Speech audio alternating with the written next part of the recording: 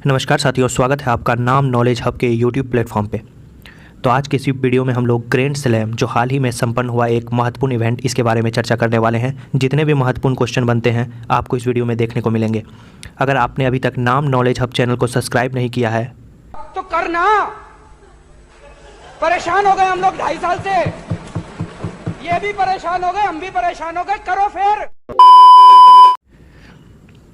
तो चलिए वीडियो में आगे बढ़ते हैं और जानते हैं ग्रैंड स्लैम से संबंधित जितने भी महत्वपूर्ण क्वेश्चन हैं।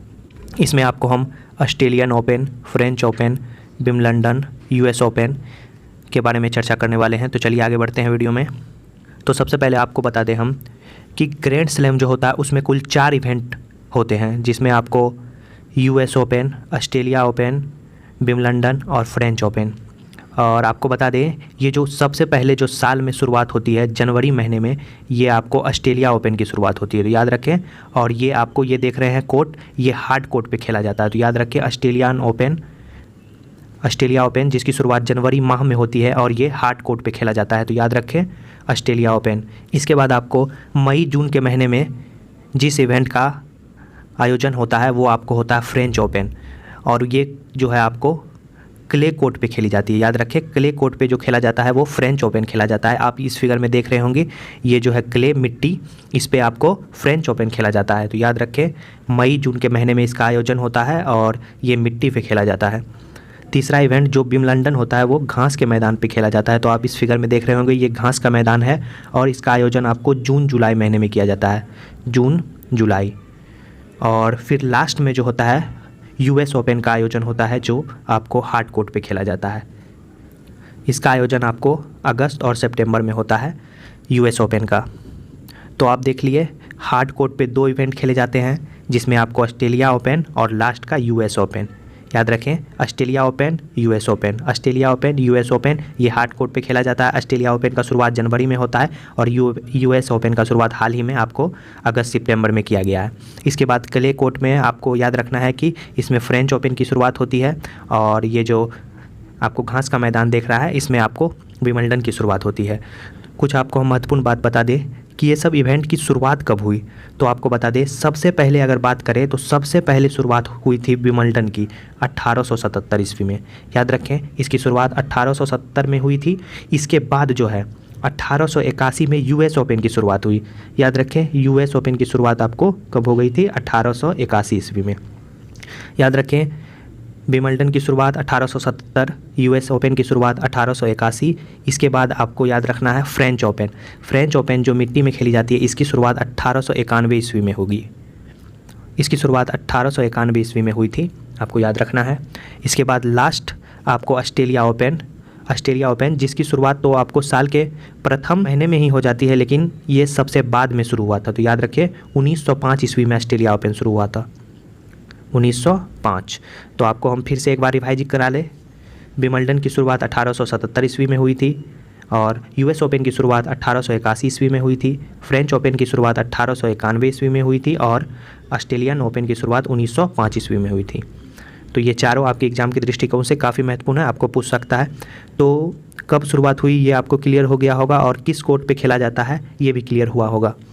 तो आगे हम बढ़ते हैं, और इस साल जो इवेंट हुए उसके विजेता और उपविजेता कौन कौन है इसके बारे में हम चर्चा करेंगे आगे। तो सबसे पहला जो इवेंट होता है जो जनवरी में आयोजित होता है, याद रखें जनवरी में आयोजित होता है, और इसकी शुरुआत आपको फिर से बता दें 1905 में हुई थी।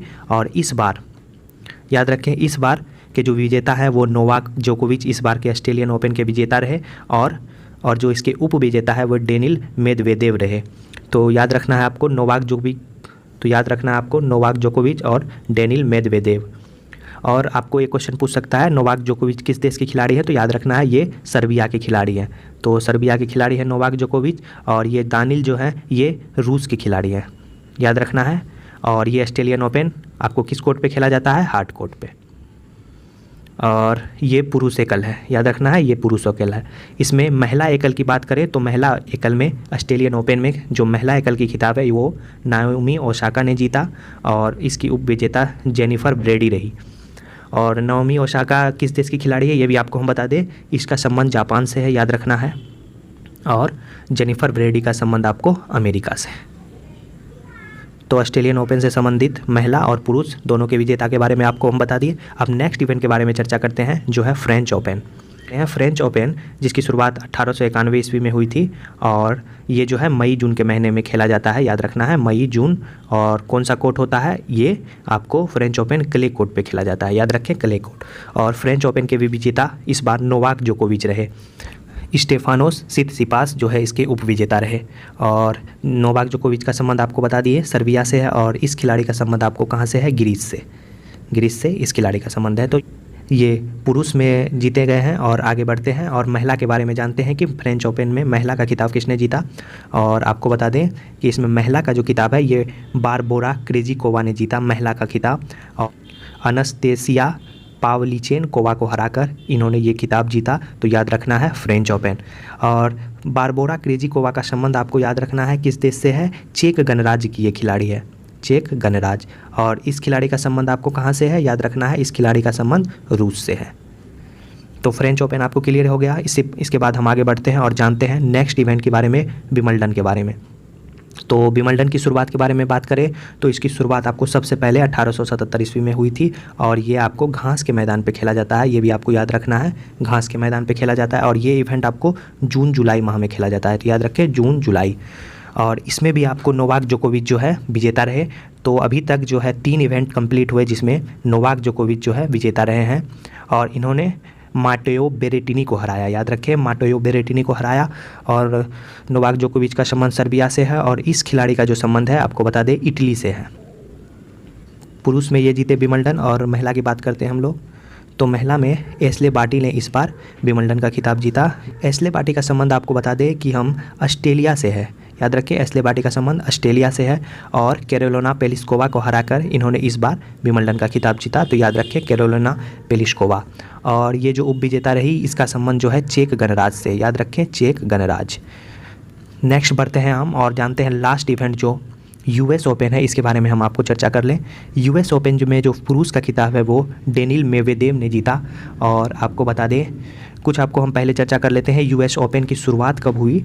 तो यूएस ओपन की शुरुआत जो है 1881 ईस्वी में हुई थी, याद रख लें 1881 में इसकी शुरुआत हुई थी। और ये अगस्त और सितंबर माह में खेला जाता है, अगस्त और सितंबर में इसका आयोजन होता है। और इस बार जो इसमें पुरुष विजेता है वो डेनिल मेदवेदेव रहे।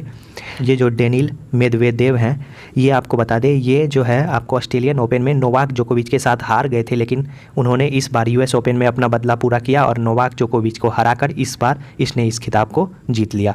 तो याद रखें अगर इसका संबंध पूछा जाए तो इसका संबंध आपको पहले ही बता चुके हैं। और एक बार आपको बता दें इसका संबंध जो है रूस से है और नोवाक जोकोविच का संबंध आपको पता है सर्बिया से है। तो आगे बढ़ते हैं और जानते हैं महिला में किसने खिताब जीता। तो आपको बता दें महिला में जो इस बार का खिताब है वो एम्मा रादुकानु ने जीता। याद रखें एम्मा रादुकानु जो 19 वर्षीय खिलाड़ी हैं, इन्होंने इस बार यूएस ओपन का खिताब अपने नाम किया। तो याद रखें एम्मा रादुकानु। और इन्होंने किसे हराया, याद रखें लीला फर्नांडीज को इन्होंने हरा दिया। तो आपको बता दें एम्मा रादुकानु का संबंध किस देश से है, ये भी क्वेश्चन आपको पूछ सकता है। तो ब्रिटेन की ये खिलाड़ी है, याद रखें ब्रिटेन से संबंध है इनका। और ये जो लीला फर्नांडीज है इसका संबंध आपको कनाडा से है। जानकारी आपको कैसी लग रही है दोस्तों? अगर जानकारी अच्छी लग रही है तो वीडियो को लाइक कर दें, चैनल को सब्सक्राइब करना ना भूलें, क्योंकि चैनल को सब्सक्राइब करने से हमें काफ़ी मोटिवेशन मिलता है और नए नए वीडियो बनाने का। तो इसे सब्सक्राइब कर लें। और इस चैनल पे आपको स्टैटिक जीके से संबंधित जितने भी महत्वपूर्ण वीडियो हैं देखने को मिलेंगे, तो इसे सब्सक्राइब करना ना भूलें दोस्तों, क्योंकि सब्सक्राइब करने में आपका कोई खर्चा नहीं लगता और हमें काफ़ी मोटिवेशन मिलता है। तो इसे सब्सक्राइब करना ना भूलें दोस्तों। आगे हम बढ़ते हैं और जानते हैं। तो आपको कुछ बता दें मैन ग्रैंड स्लैम टाइटल का जो सर्वाधिक बार खिताब है वो आपको 20-20-20 ये देख रहे होंगे, ये तीनों महान खिलाड़ी हैं ये ग्रैंड स्लैम के। तो रोजर फेडरर जो है, ये जो रोजर फेडरर हैं इन्होंने 20 बार ग्रैंड स्लैम का खिताब जीता। और राफेल नडाल भी 20 बार ग्रैंड स्लैम का खिताब जीत चुके हैं। और नोवाक जोकोविच भी 20 बार ग्रैंड स्लैम का खिताब जीत चुके हैं। अगर ये नोवाक जोकोविच यूएस ओपन जीत जाते तो ये इसका 21वां ग्रैंड स्लैम होता और सर्वाधिक ग्रैंड स्लैम जीतने वाले ये खिलाड़ी बन जाते, लेकिन इनका सपना अधूरा रह गया। कोई बात नहीं, अगले साल ये और मेहनत करके आएंगे और ये कामयाबी अपने नाम दर्ज कराएंगे। तो रोजर फेडरर ये काफ़ी महत्वपूर्ण खिलाड़ी हैं, स्विट्जरलैंड से इनका संबंध है, याद रखना है। और राफेल नडाल इसका आपको बता दें स्पेन के खिलाड़ी है राफेल नडाल। तो ग्रैंड स्लैम से इतने महत्वपूर्ण क्वेश्चन बनते थे जो आपको हम इस वीडियो में बता दिए। इस वीडियो को देखने के बाद आप 1 नंबर का कोई भी वनडे एग्जाम में क्वेश्चन बना सकेंगे। और मिलते हैं नेक्स्ट वीडियो में। और नेक्स्ट वीडियो आने वाला है महत्वपूर्ण नियुक्ति। मिलते हैं नेक्स्ट वीडियो में, और नेक्स्ट वीडियो इस चैनल पे अपलोड होगा जिसमें महत्वपूर्ण नियुक्तियाँ जो हाल ही में हुई है, कल तक की महत्वपूर्ण नियुक्तियाँ आपको इस वीडियो में देखने को मिलेगी। तो चैनल पे बने रहे, बहुत सारे वीडियो आपको वीडियो के डिस्क्रिप्शन में मिलेंगे, उसे जाके आप देखना ना भूलें। तो मिलते हैं नेक्स्ट वीडियो में, तब तक के लिए धन्यवाद।